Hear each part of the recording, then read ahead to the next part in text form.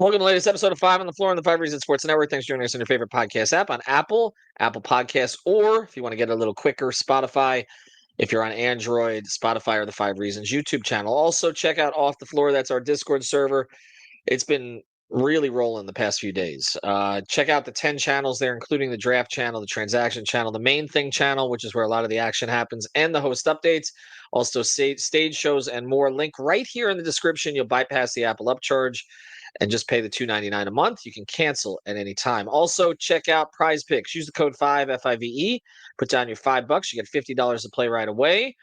Our contest, I haven't clinched it yet, Greg. I'm not 100% there at Prize Picks. Again, I'm at, I think, what am I lost all my plays. I got 1 out of 2 on all 4 of my plays the other night. But anyway, I'm still leading this thing. Alex is still losing this thing. But check it out. You can play along with us. Put down code 5, play your 5. You get 50 to play right away. And now, today's episode.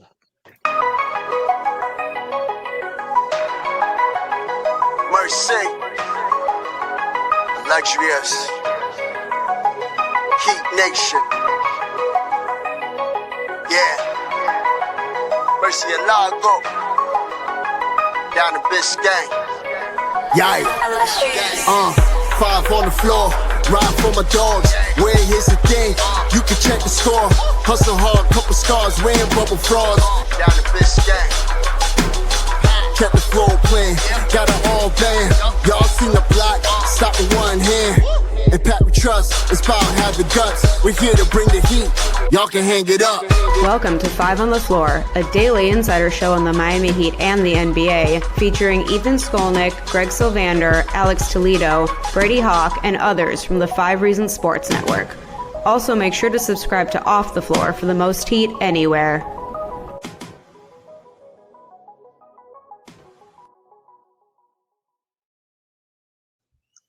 All right, welcome back to Five on the Floor. Here's today's floor plan. I'm Ethan Skolnick. You can follow me at Ethan J. Skolnick at Five Reasons Sports. I got Greg Sylvander. You can follow me at Greg Sylvander. We're monitoring everything related to Kevin Durant and more as we lead up to the NBA draft coming up on the 25th of June. The Heat will be having a draft party there. I don't know if they'll be picking anybody. We're doing episodes on that as well. I've been doing them with Adele, Brady, and I'm sure our guy Matt Hannafin's going to jump in there pretty soon as well. But again, back to KD, and we're kind of monitoring every part of this and evaluating every part of this. The latest news over a Saturday morning, and I don't even know if I want to call any of this news. It's just reports. It's stuff that's out there right now. And there seems to be a trend towards Minnesota at the moment, away from San Antonio. I guess Bill Simmons declared a deal with San Antonio done or being executed like a week ago. Right? Wasn't that coming out of Phoenix as well? Now all of a sudden they're not in the mix. I don't really think anybody knows anything, honestly. I mean, we're all kind of getting bits and pieces of this, but we kind of what we do know is some of the teams that are involved. That's what we know, and Minnesota's been one of them. Just sneaking that in there. Right, exactly. And but as far as what exactly is going to finalize this thing, we've seen teams come out of nowhere at the last minute. Also, we've also seen terms change, and there's a big game of chicken going on in terms of teams not wanting to put too much out there, and not want to feel like they're competing against themselves. But the one thing I do want to talk about is KD as a player, because over the past 24 to 48 hours, I think in some cases, because some Heat fans, I think, understandably, don't think this will put the Heat over the top if they got him. It's a reasonable argument to be made based on where we just saw the team, 37 and 45, and getting blown out by 92 points in the last 2 playoff games, that they are not a KD away. And I understand that perspective. I also understand the concerns about, KD's age. Some missed time. I know Eternal wants to do a podcast on that. He's been pushing that agenda. I like using that word with him lately. But I also want to sort of try to get back to reality on some things here. And the topic I wanted to get to is he still a needle mover? And I've heard that term used and lately, even by those I respect, and saying he's not. And I just don't agree with that. And I know where it's coming from, because The Suns and the Nets did not have the kind of success that they were supposed to have, even though he had other all-stars around him. He obviously had all-stars around him in Golden State. They did have the success everybody expecting them to have. And in Oklahoma City, he had two all-stars, or at that time, one all-star in Westbrook for most of his tenure there. And they didn't win, but they got close. They got to the finals. But Greg, I want to give some numbers here and put this into context about the type of player we're still talking about. Even if the metrics suggest he doesn't get to the rim as much anymore. Defensively last year, a lot of numbers dropped, although we brought in people from Phoenix who said that had more to do with Budenholzer and scheme and everything else and other players around him than it had to do with KD specifically. But let me just get to a couple of numbers here, okay? I posted this one up on our Discord and also, again, off the floor and also on Twitter. In terms of players age 36 or older, most points per game, Kevin Durant, in what was considered to be a down season by many, just had the third best points per game of a player 36 years or older in NBA history. The only two seasons above him are two LeBron James seasons. Okay. 21-22 and 22-23. KD is third. If you go deeper into it, he's not quite as high in some metrics like win shares, etc., because he missed some time. But he's still one of the best seasons for a player 35 or older in history. He has not really shown any signs of slowing down in terms of his scoring efficiency. He's plus efficiency from literally every single spot on the floor. And the other thing, Greg, and I'll let you jump in here on as far as his impact on winning. I think some of this is a little bit unfair to him because I think it had more to do with other circumstances. First thing, Kevin Durant over the course of his career is 6'9", 698 and 425. Okay, that includes being 37 and 117 on awful Seattle and Oklahoma City teams in the first 2 years of his career. Since then, his winning percentage is Shaq-like. Okay, and if you haven't seen Shaq has one of the best winning percentages of all time. And even with the Nets and the Suns, I think some of this is unfair because you look at the Suns, for instance. Yes, they were bad this past year. They were plus 500 when he played. They were 33 and 29. And the year before, they had a 59% winning percentage. They were 44 and 31. Even in Brooklyn, the 2 years in Brooklyn, when he played, they had winning percentages of 66% and 65, and actually 66% both years when he played, which meant they won 2 out of every 3 games. The problem was he, Harden, and Kyrie, I think they were 16 and 3 when the 3 of them actually played together. They never got to play together. So I guess I'll just set you up with this. I mean, is he still a difference maker? I think it's ridiculous to say no. I think to what degree is what we're kind of, I think, going to unpack here. And with KD, I don't think it's as much that he has suffered individual issues. Like obviously his individual success has been great. And his team success in the regular season has been solid. I mean, not fantastic, but I think what's jumping out at people is that he has teamed up with multiple all-stars in different situations, and they haven't had any playoff success. And they haven't even had really some deep playoff runs, aside from when KD got to the series against Milwaukee and had his foot on the line and Brooklyn didn't beat them. Part of that is like, I think people were expecting KD as he joined forces with these big threes and things like that in Phoenix and Brooklyn, that they were going to get further than they ever did.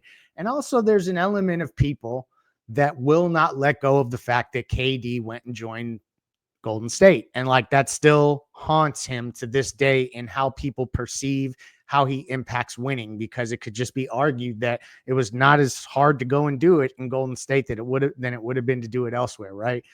But as a player, I mean, and we think about the Shaq trade because that was like an older Shaq, obviously younger at the time than KD is now, but KD is putting up, relative to his prime years, I think pretty comparable statistics to like where Shaq was at 32, 33 years old when he ended up in Miami. I know that there was, again, and this is where I harken back to the playoff success, deeper runs with Shaq and stuff like that. So it's not apples to apples, but I do think that there's degrees of this that I think people are overstating KD's lack of success with these teams because he's gone to Brooklyn and Phoenix, and Brooklyn and Phoenix do not have a track record of being great organizations for a number of reasons. And then the other part of this is that I think that there's been like a loud contingent of Heat fans that don't want the Heat to empty their asset treasure chest, whatever is in there, for KD. So people start looking for reasons as to why maybe this shouldn't happen. But for me, I think Durant is a needle mover, and particularly when you bet on Eric Spoelstra, bet on your organization. And also, I think it would be a little ridiculous to just count on the KD move and then look at the roster and say, okay, let's evaluate how good of a Miami Heat team that is. There obviously would have to be more stuff that took place in a team building manner to really round out a roster. So I guess if you trust the Heat to do those types of things, which I tend to do, I don't understand why you'd be adverse to the idea of KD coming. Obviously, he's much older than Shaq was, but his numbers, I mean, he's still getting 27 a game, like still efficient. I just don't see the drop off that it sounds like, and this is obviously some social media chatter and stuff like that. The drop off where people should be kind of punting on the idea of him as a needle mover. Well, here's the difference with him and Shaq. I'm not going to make an argument that KD is as dominant at this stage as even Shaq was at that one. But I think we're also forgetting that at the time, there were a lot of questions about Shaq's conditioning, his commitment. These things played out throughout his Laker tenure, but particularly with sort of the issues between him and Kobe towards the end. He wanted a contract extension that the Lakers were not inclined to give him at the time. I mean, I'm looking at his last year in LA, okay? He played 67 games, so he missed 15. They did get to the finals, but remember, they got waxed in the finals. That was that kind of like old man all-star team that they put. Was it GP and Carmelo joined that team, right? And Detroit beat them in the finals. I'm not saying it was all Shaq's fault, but he definitely was not. Look, I covered. I was at every one of his finals games for the 3 championships they won in a row against. I covered those 3 finals against. The Sixers. The Sixers, the Pacers, and the Nets, right? Yeah. And he was absolutely dominant. I mean, the series against the Pacers, and he was 30 of 29 at that time. Like, you weren't doing anything with him. Like, he was 40 and 20. Cartoonish numbers. Okay. They weren't doing, and that was a very good Pacer team, actually, underrated Pacer team in retrospect. And I'm looking at the numbers here the year before he came to Miami. So he shot 59% from the floor. He led the league in that. And he still was averaging 10 free throw attempts per game. But actually, the year before he came to Miami, his scoring average had dropped, playing the same number of games from 22-23, right? His scoring average had dropped from 27.5 down to 21.5. So he had a 6-point drop. That was actually the lowest scoring average of his NBA career. Shaq, by the way, never had a losing season, okay? Because he came into Orlando and they were slightly over 500. But he had dropped. Now, with Miami, it picked back up to 22.9. He shot 60% from the floor. His rebounding went up. Well, not his overall rebounding, but his free throw attempts went up. His rebounding went down a little bit. He had a season in Miami that was slightly better than his last one with the Lakers. He got and I thought he should have been MVP that year. Nash got the MVP. It's a hard argument to make against him, but it could have really gone either way. But they rolled the dice on him. I'm not saying that Shaq isn't an all-time great and wasn't still dominant, but he was not the Shaq that we'd seen from like 2 years earlier. So I actually don't think Durant has, and I know he's 5 years older than when they got Shaq, okay? He's turning 37 in September. But I don't think, to your point, I don't think Durant has even dropped off as much as Shaq had from his peak, okay? Or at the very least, it's equivalent. And then you're also dealing with the fact that we're now, how many years later? I mean, we're 2 decades later, and players can play longer now because just medicine is better. The rehab is better. All of this stuff is better. And we've never heard the kind of things about KD not loving the game or not putting his all into it that we heard about Shaq his entire career. I mean, the joke on Shaq was always this guy could have been the greatest player of all time if he gave a shit. Now, I'm not saying he never did, but we know there were lapses in his conditioning. There were questions about all the stuff he did off the floor. And even in Miami, that came to a head, which is why he was traded, okay, in the 2007 2008 season. So, I mean, on the other side, is I want to let you jump in on this. I don't even know that the Heat are going to get Durant, whereas we're talking right now. Now, again, I'm getting texts from media friends of mine that are saying Minnesota's in the lead. I mean, 2 days ago, the Spurs were in the lead. We'll see how it actually plays out.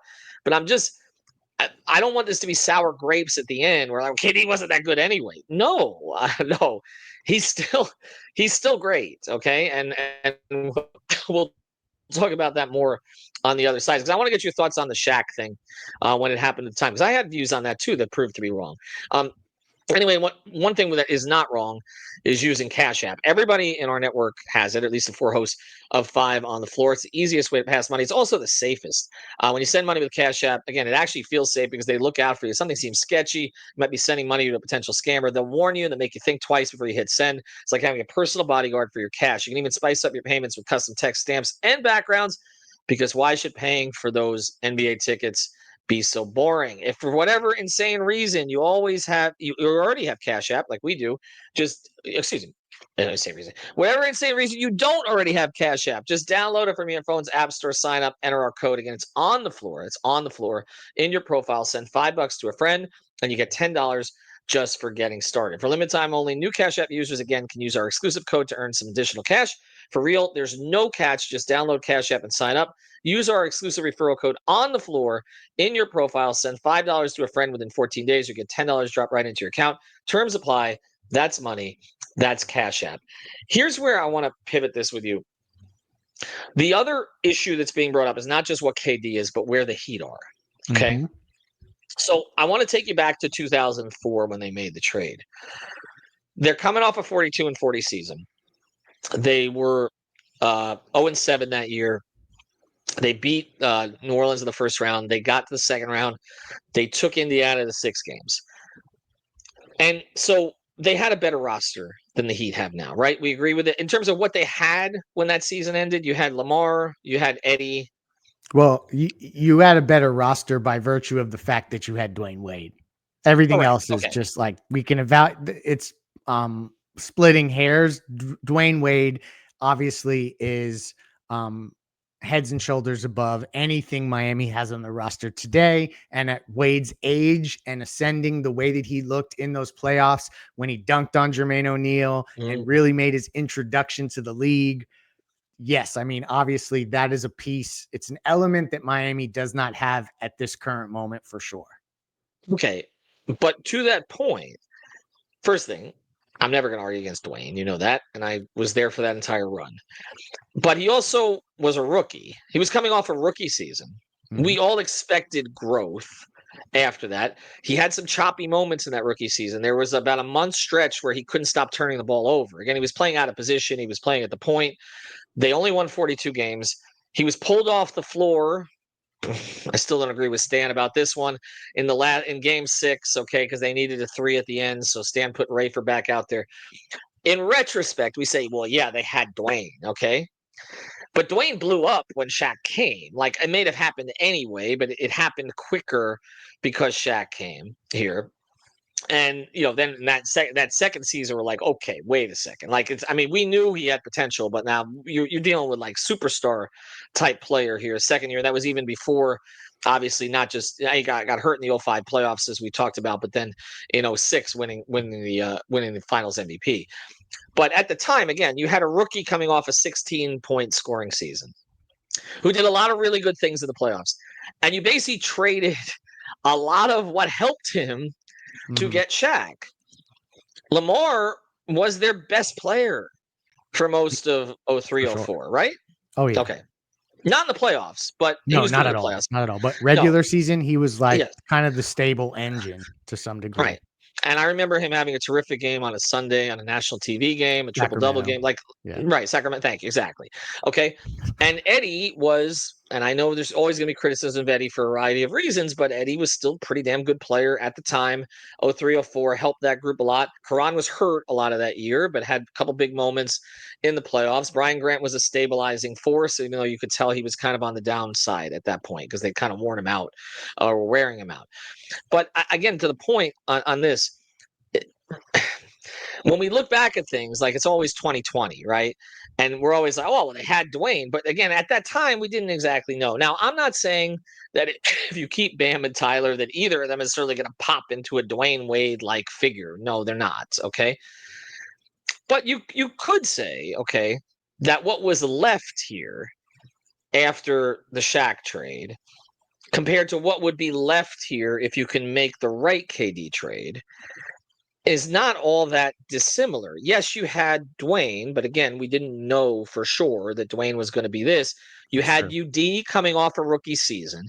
You had Eddie, and you didn't really have anything else, right? Like, what did they have? They had nothing. Russell Like Butler.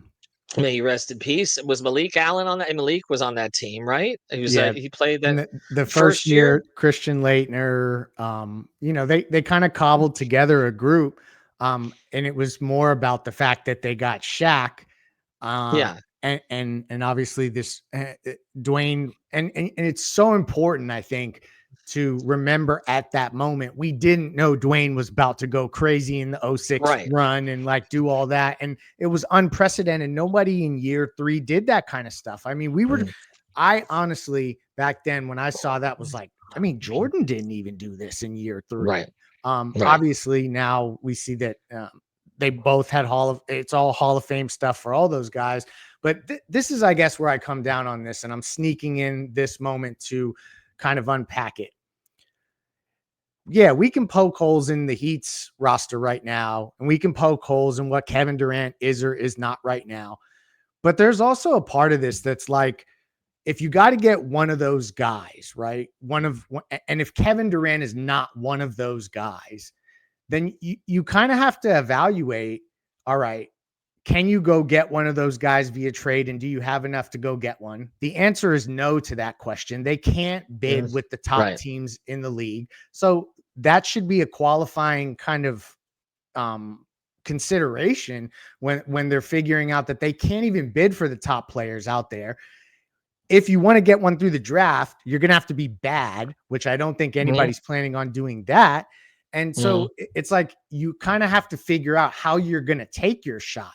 Right. And so I just think that the Durant move for Miami specifically, it makes a lot more sense than for other teams, because I don't see the Heat having another viable path other than trying to build through the draft. And it's like, we wait for this perfect scenario where the stars align and the all-star in his prime is available. Well, if that's really what we're going to wait for until we trade whatever assets we have, like, why not, I guess, accumulate more assets so that you're really ready for that moment? I think that those are kind of all the questions that swirl when we turn our nose up to what Kevin Durant is today and what he could mean for the Heat in an Eastern Conference that is wide open. And even Indiana, who looks great, I don't think it's guaranteed that when teams start, or when the media starts putting out predictions for the way the regular season will go next year, I don't think it'll be Indy is the top seed in the conference across the board. I think that people will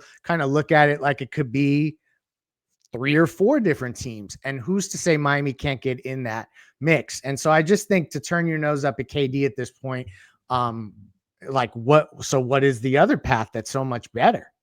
Well, on your Indiana point, they have decisions to make coming forward on Nembhard, on Miles Turner. Apparently, they're willing to pay the tax for the first time in 20 years, but let's see, because teams are going to come after Miles Turner, and we'll see how that plays out. And so they may not even return intact. I mean, they could trade Mathurin, but you're right, there's going to be media people are probably going to make them like a begrudging 4th seed in the East, because I still don't think there's great respect for them. But you're right, there's no team, that you're like, okay, you can't get past that team if you make the right moves. I think a lot of organizations are thinking that way. But to your point on KD, and we're seeing Giannis, doesn't seem inclined to ever leave Milwaukee, because if he's not going to leave now, or force them when, I mean, I don't know how they can build a contender around him next year. I guess the plan is keep their core. What is their core? I don't even know Kyle what it is. Kuzma. I mean, seriously, Kyle Luzma. Like, what is their core? Like, I don't even know what that is. Brooks not even gonna be there. Milton's not there anymore. Drew was traded for Dame, and Dame. They're saying, well, they're gonna wait for him to come back from an Achilles. I mean, come on. Okay, so if he's not leaving now, when is he leaving? And Luka, I think that would have been a possibility as you look at what was happening in Dallas, but I don't see it now because I mean the Lakers, they're going to make him such an international star even beyond what he is. I think he'd be crazy to leave there, honestly. So what are we talking about? Like who over the next year, are they going to have a shot at that is a better player than Kevin Durant is right now? Exactly.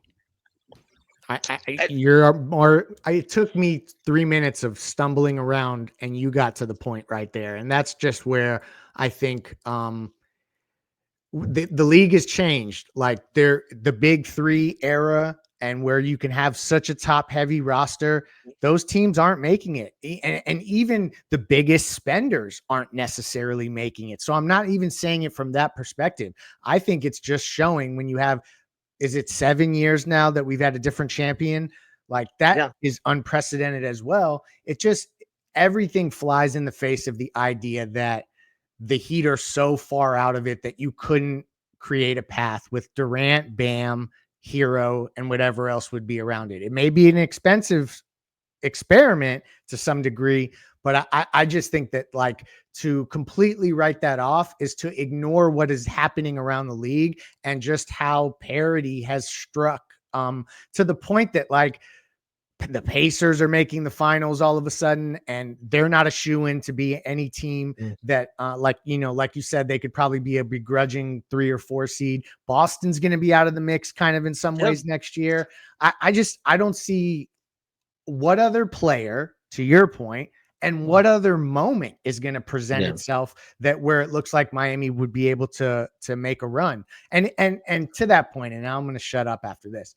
If we're going to wait for that perfect player and that perfect moment and the stars to align, then there's a part of this that like it really, and I'm the anti-tank king, but there's a part of it that's like, well, what are we doing here finishing as a play-in team? Like, why go through those motions if we're really going to wait for the perfect scenario to present itself? Yeah, and they won't tank. We both know that. So it's that's why when fans are like, I'm saying, well, the fans don't have the patience for tanking, and then the fans are throwing it back at me on off the floor and saying, no, you guys don't have the patience for tanking because, you guys want the downloads and you want the interest, and guilty as charged, okay, in that regard. But they won't ever go full tank. Exactly. So we're not talking about like going through the process that OKC has gone through successfully, or dozens of organizations over time have gone through unsuccessfully. Okay, they're not going to do it. They're just not going to do it. So if you're not going to commit to it 100%, I don't see the point of it. Then I am kind of with their philosophy of, all right, let's figure out a way to stay kind of close enough that if we make the right move, we can get ourselves right back up there. And that's why, as someone who was kind of like on KD, I don't want to give up too much. I'm looking at it, I'm saying, I think they're closer to at least making this thing interesting by getting KD than they are to getting a player as good as KD in the next year. Exactly. I think that's where they're at. Okay. And that's why, and by the time we finish this podcast, he's probably going to be, they're going to announce that on July 1st, as soon as the Timberwolves can aggregate contracts, they've agreed to a deal in principle that he's going to be a Timberwolf. They may very well happen, and all of this is pointless, but I think it's been a good exercise regardless, because I think it sort of gives us a sense of where they're at. And I just keep looking through these rosters and I'm like, I just don't know who's going to, yes, players are going to be available. Okay. But players with a Hall of Fame pedigree who are still playing at a very high level, even if they don't do certain things as well as they used to do, I think are going to be really hard to find. And today's 37 is not yesterday's 37. I just, especially for a player like him, and I know he's had the Achilles, I know he's missed other time, and I know Eternal's going to come at me with all the games he's missed and all that. The difference between him and Jimmy, all right, Jimmy missed games when he could have played them. I don't get the sense that's what's happened with KD. It's either been like an Achilles rupture or something along those lines that he's coming back from, or it's been teams shutting him down because there was really no point. That's really where it's been for the past few years. And if you look at when he's played, we can talk him down as much as you want. And if he lines up with Minnesota next year, the Heat are still going to be afraid of him dropping 35 on them. You think Bam wants him here? Yes. Right. So I think you add all of these factors together, and that's why I've kind of come around to this. Again, if you can not give up too much, which was always the balance here. All right. Thanks, Greg. We'll do more of these as they come up. I'm going to be busy a good deal this weekend, which means there is going to be a trade because that's usually how this thing happens. But we figured we'd sneak one in. Have a good one, everybody. Thank you for listening to the 5 on the Floor on the 5 Reasons Sports Network. After all, someone needs to listen to my dad.